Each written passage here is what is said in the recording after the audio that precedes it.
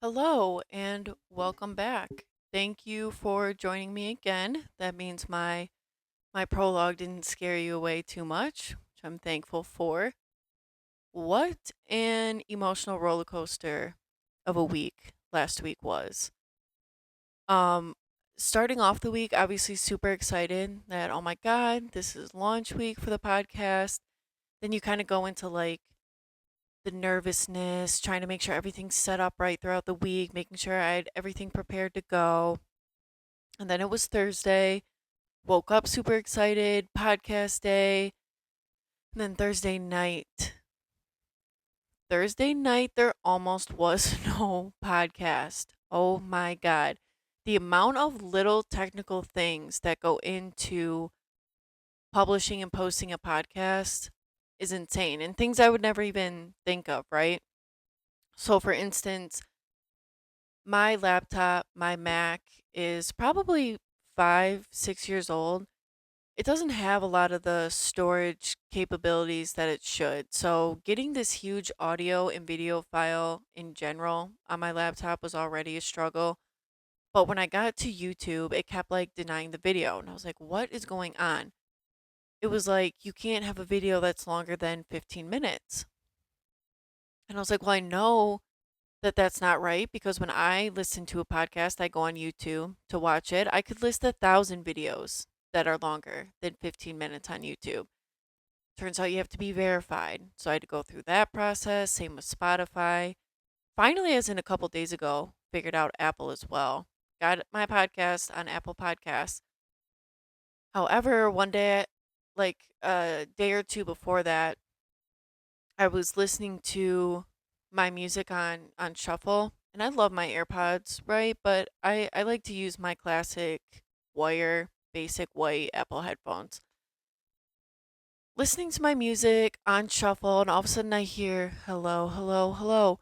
First of all, let me tell you the amount of times I had to edit, record, upload, download that video, that intro will haunt me for the rest of my life, in case you were wondering. And so to hear that through my headphones unexpectedly, hello, hello, hello. I like ripped that shit out. I was like, what the fuck was that? How did you get on Apple Music? I have no idea how that happened. You have to have separate like creator accounts for Spotify, for Apple, for YouTube, all this stuff.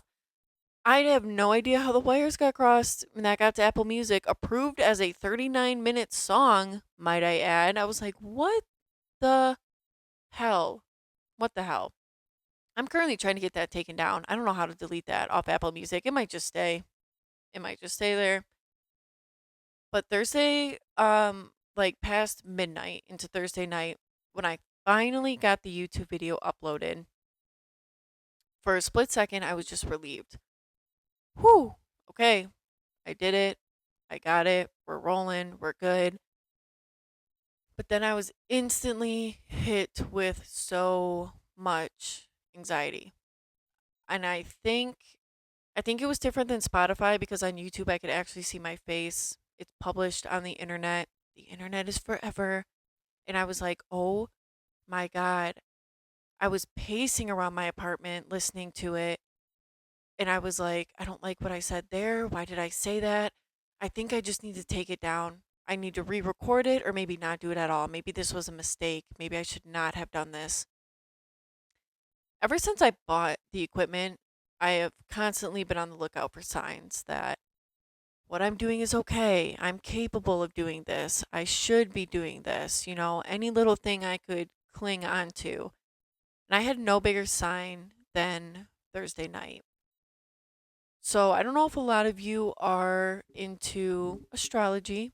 I do like astrology. I think astrology is interesting to learn about and kind of, you know, um, the different the different birth charts and the different signs. And in case you're wondering, I am a Cancer. Actually, my big three are all Cancer. Cancer, Cancer, Cancer. I've been told that means you are an emotional mess. Well, how fitting is that? Absolutely.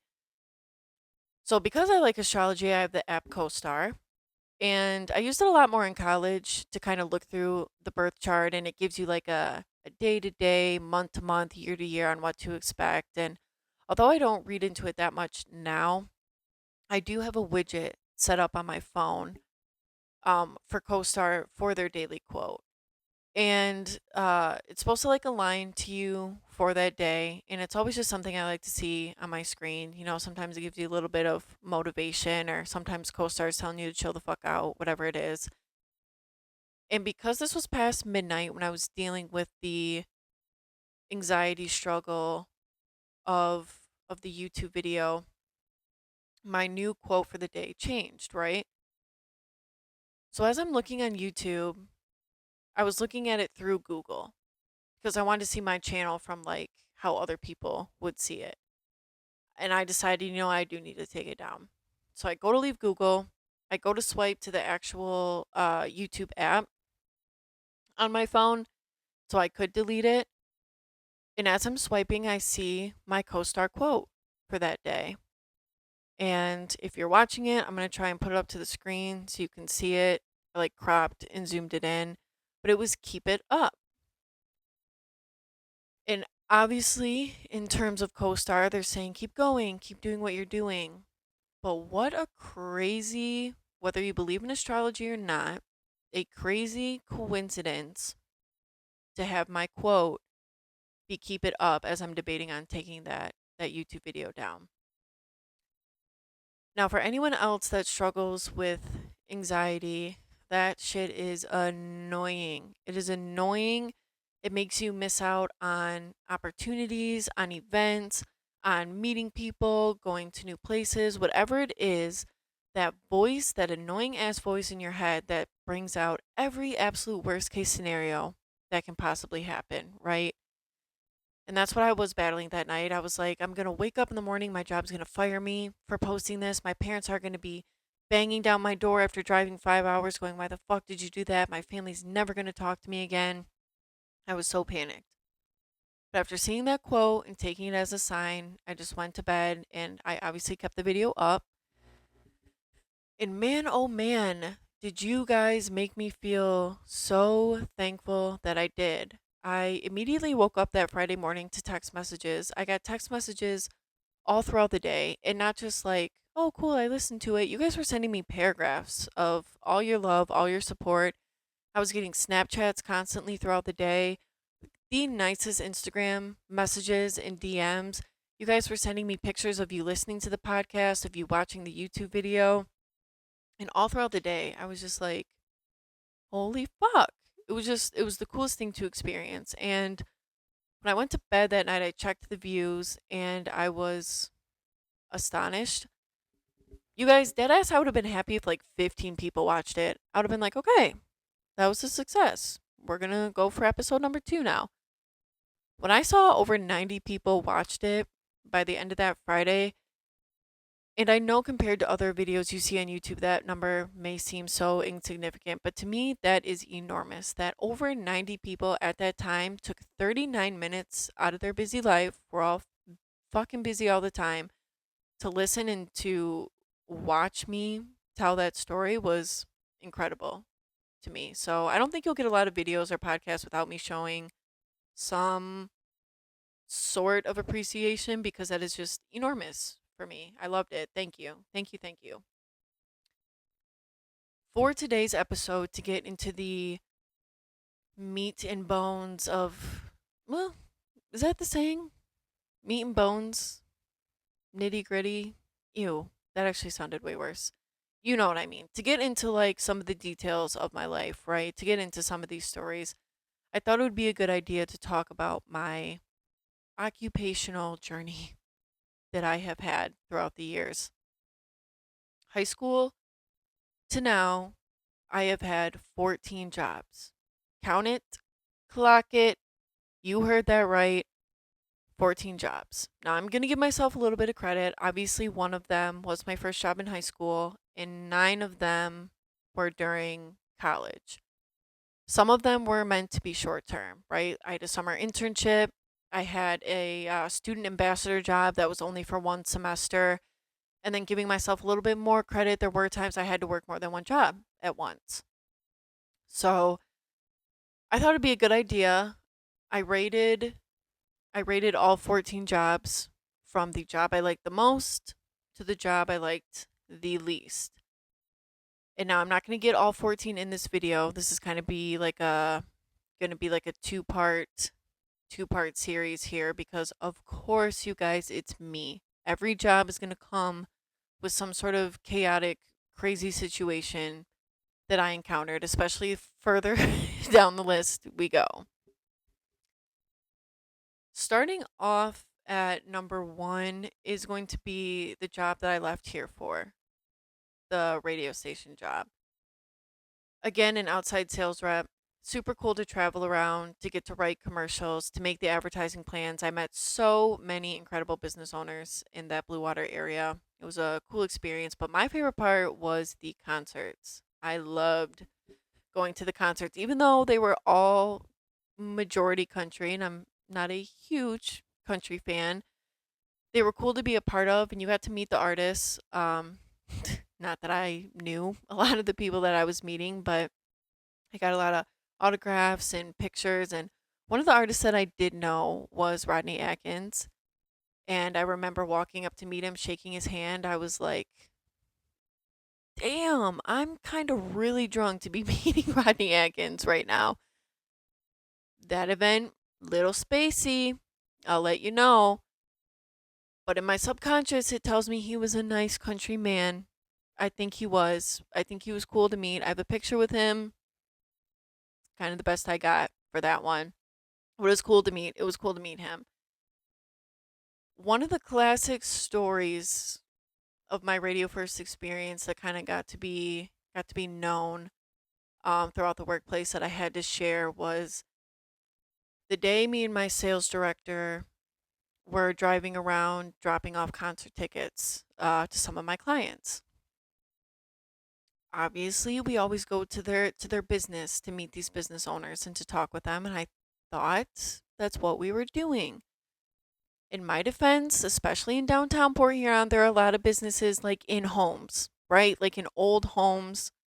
They look like a house, okay? Also, common sense, you guys, not really my strong suit. Sorry. So as we pull up, I think we're going into his office. I haven't been to this owner's location before, so I think this is where he fucking works. I go up to the side door. Also, in my defense, it was unlocked. I walk my ass in and I'm standing in a kitchen. Two dogs come running around the corner barking at me, and then a lady comes around the corner in her robe. She's like, hello? And I'm like, no, hello? Time out. Time out. Where am I? What the fuck? What is going on? After some quick explaining of who I was and why I was trespassing, turns out that that was the business owner's wife, and I just intruded in their home. So that was fun. First of all, thank God those were big dogs. Thank God they weren't like aggressive or anything to just see me bust in their kitchen. Also, thank God she had a robe on.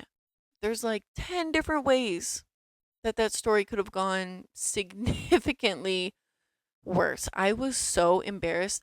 The next event that I saw, like my actual client, the owner of the business, and her, I went up to them and I apologized again for my bursting in to their house.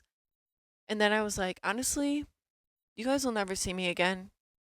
I I can't be around you guys ever again. I'm so embarrassed. Like that was terrible. That was terrible. But it just became like a classic funny story throughout the radio station. Like, oh, Sarah will go into any business and will go into any business's home.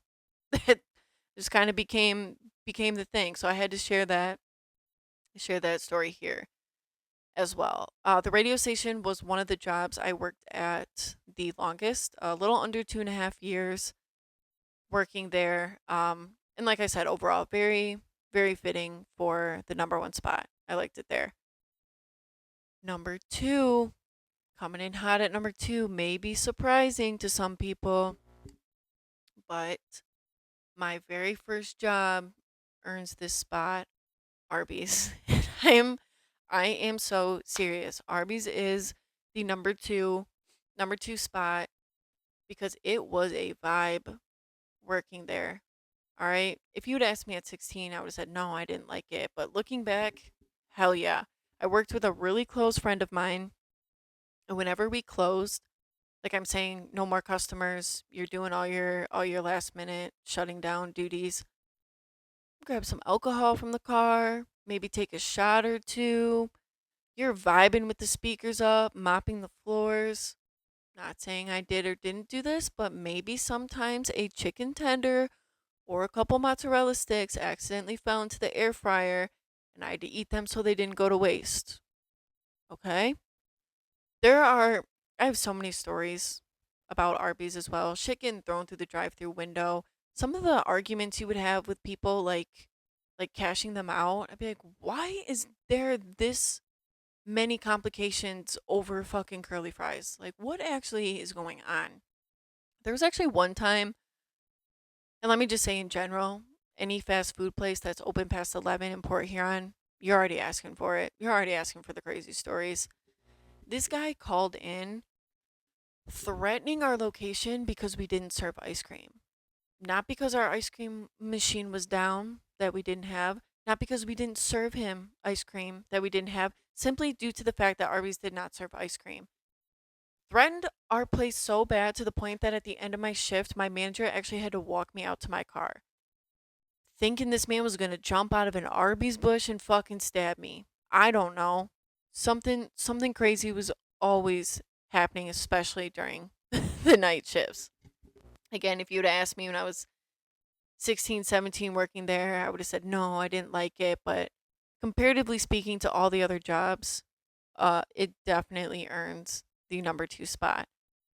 Also worked there almost as long, I think around 2.5 years as well.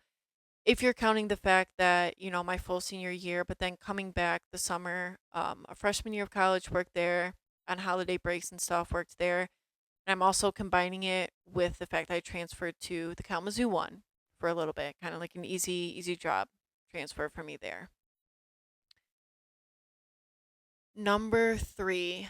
Number three is kind of a boring one because there was nothing chaotic really with this one, but I did put the remote job that I had started in Detroit and the one that I moved back home for, to work on saving money while I was in school and working remote.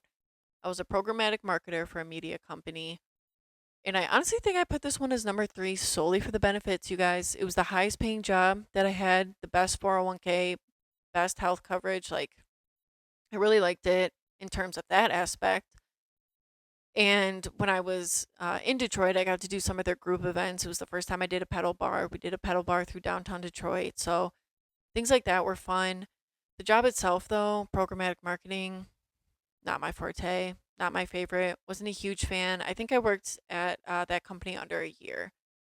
But because it wasn't very problematic and because all the extras of the job were great, PTO time, awesome, everything else like that, I stuck it at number three. Number four. Number four may also surprise you guys as well. But the daycare. The daycare I worked at in Kalamazoo, 100% earns the number four spot. It might even need to get bumped to number three. That shit was hilarious to work there, okay? Not all the time, because let me tell you, coming in at 6:37 in the morning, hungover as shit from my college year habits was not always fun walking into a room of screaming, crying, hungry children that early and having your head pounding was not always great. But just like Arby's, the stories I have at the daycare, oh my God, could go on, could go on forever. I I worked with mostly the infants, the babies upstairs. You would never catch me working downstairs. Downstairs was like where the 3, 4, and 5. Well, I don't know if we went to 5. I don't know what age we went to. Maybe 4.5. I know at least 3 to 4 year olds were downstairs. Whatever you call that age group, advanced toddlers. I don't know. Basic toddlers, whatever they were. Mean bullies. Those were the bullies. Oh my God. they would destroy my self confidence when I had to go down there to either do dishes or grab snacks for the babies, whatever I was down there for. Some little 2 foot tall, can't even spell their own name toddler would walk up to me and shatter my day. Why do you look like that? Why are you dressed like that? Why is your hair like that? What?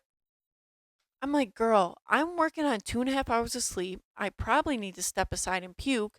You're going to need to back off with your questions because now I'm going to go cry. No. Nope. I only worked upstairs with the ones that couldn't talk yet. That's where I belonged. Okay? And it was great when you had like a day with just one baby, or there were only two babies that day, and they were napping at the same time, and they would nap for like multiple hours at a time. I'd be vibing in that room, cleaning, having my music on, watching videos on my phone. It was great. But sometimes I did like working in the 1-year-old room because that's when like a lot of the chaos, funny things would happen. I would always go home telling either my roommates or my parents, like, you're not gonna believe what this kid said. It was it was wild and out of pocket for like a 1-year-old to just whip out. I will say this though, the daycare was haunted. It was haunted. The building I think was like an old church or an old barn, maybe.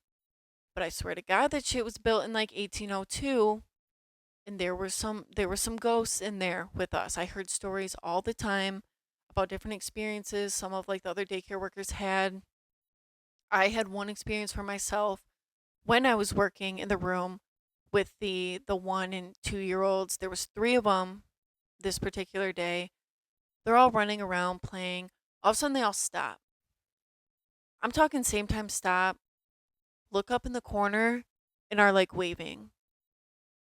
Hell the fuck no, thank you. I was looking at them. I was like, what are you looking at? I was like, what do you see? And I knew it. I knew what they were looking at as they're smiling and waving as it like apparently is moving throughout the ceiling.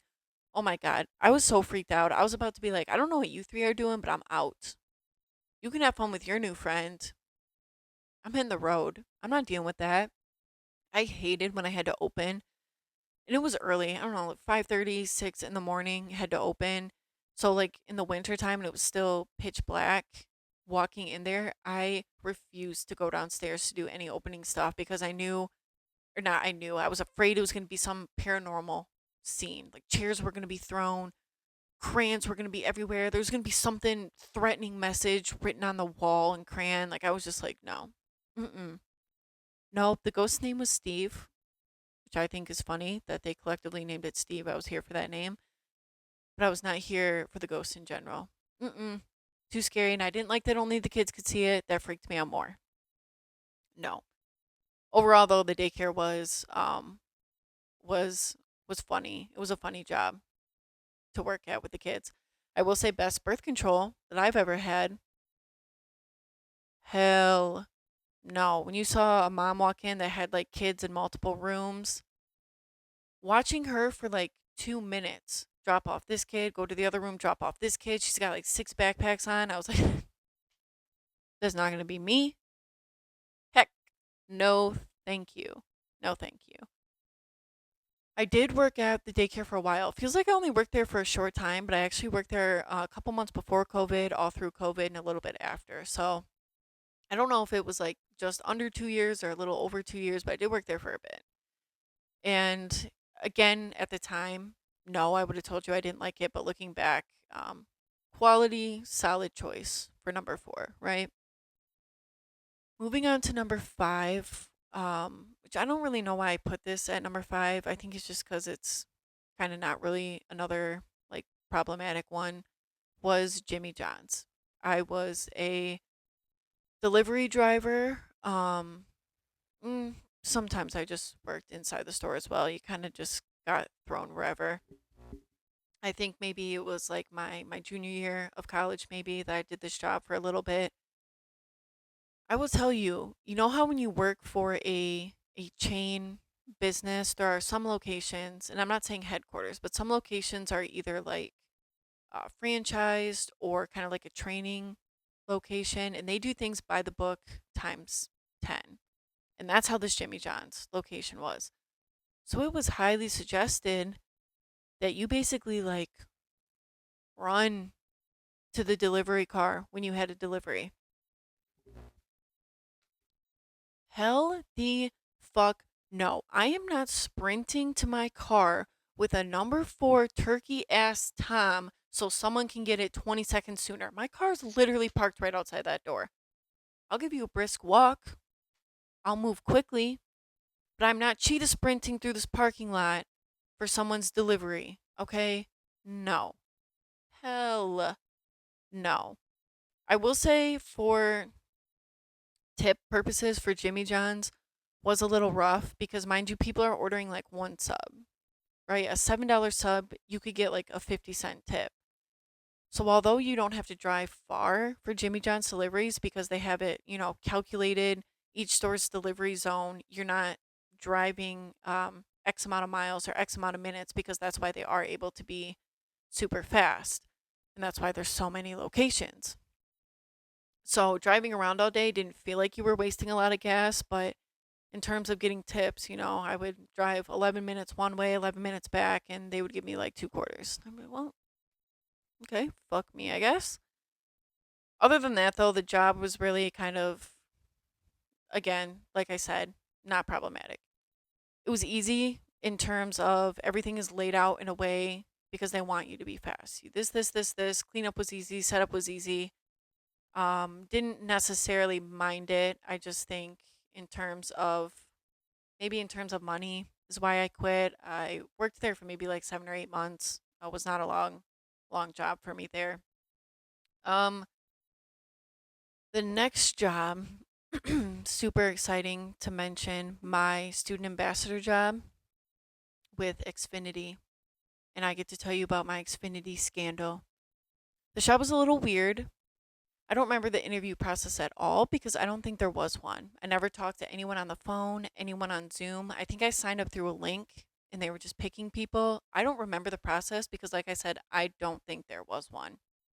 You had to promote Xfinity for students on campus. I think Western students got like a free Xfinity account. I have no idea what the job was, to be completely honest. All I had to know in my couple requirements is I had to post on social media, and I mostly used Instagram stories to post because I was so embarrassed having to make these posts. A couple of my friends helped me out, go around, would go around with me on campus, and they sent you like brochures, they sent you the Xfinity shirt, they sent you like banners to have because you had to have like table events as well. So the Xfinity tablecloth and the banner to put behind it. And I had to take a bunch of photos of me like on campus with the brochures and my Xfinity shirt or at my table events and post the information about it. And other than that, I don't know what else they tracked. I have no idea. Every Friday, money was put into my account from doing this job. I sent the screenshots of the posts I made. I was, there was no, I have no boss. There was no supervision whatsoever at what was going on. There was just like me and a couple other people, right, doing this. And you also had a marketing budget for like if you came up with an idea. And I did come up with one because in college students are like so food focused, right? That's why all the clubs, on campus clubs are like, hey, if you come to our opening night doing this, we have all this food. And professors are like, hey, if you do this, I'm bringing food to this event. Like, always about food. So I thought, what if we get a bunch of $5 Tim Hortons gift cards and pass them out for people who signed up? And I know in today's era, $5 doesn't seem like a lot, but it was just supposed to give someone a cup of coffee or a bagel or a couple donuts, right? Just to get them something for signing up food wise. So they approved it. I got kind of like the money put into my account to go buy these gift cards. I did have to show the receipt for that before I say, before someone says, why didn't you just take the money they deposited? I did have to show the receipt that I bought the Tim Hortons gift cards. I actually had to go to multiple locations. They gave me $75 to do this. And I was so like, ooh, so embarrassed having to buy $5 gift cards of like in just one, like, hey, walking in, I need however many that is, $5 gift cards for this amount. I just thought that was weird. So I had to go to like different locations to do this. At the table events, I do think some of them were given away. However, there was one day when I was like, I don't think they're tracking this. I don't think they know who's getting these gift cards and what they're spending with these gift cards. So I got breakfast for myself with one of the $5 gift cards I was supposed to be using to market Xfinity. And that quickly snowballed into all the gift cards were mine. I had Tim Hortons for weeks on Xfinity's dime, and I was loving it. I love that story because such a schemer in college, and that is one of the great definitions of it. I mean, they didn't know who I was giving it to. They can't track the gift card spending. I had Tim Hortons breakfast, lunch for like weeks. Loved it. They also gave us selfie drones that we were supposed to like give away, Xfinity selfie drones. I I had like a trunk full of them. I had no fucking idea what they were. I didn't even know how to explain them to people to like get them excited. Like, "Yes, come sign up for Xfinity and I'll give you this Xfinity drone." I didn't know what they did. It was so weird. Again, like I said, I think that was my goal was to get people to sign up. Not 100% sure on that one. But that wraps up number 6.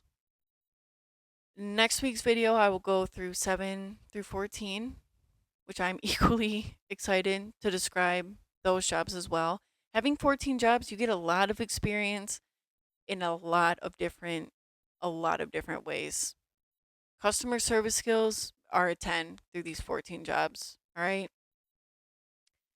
I will say also at the end of this video, I try to do, you know, the saying like 1% better every day. I try to do one thing that helps make the podcast a little bit better.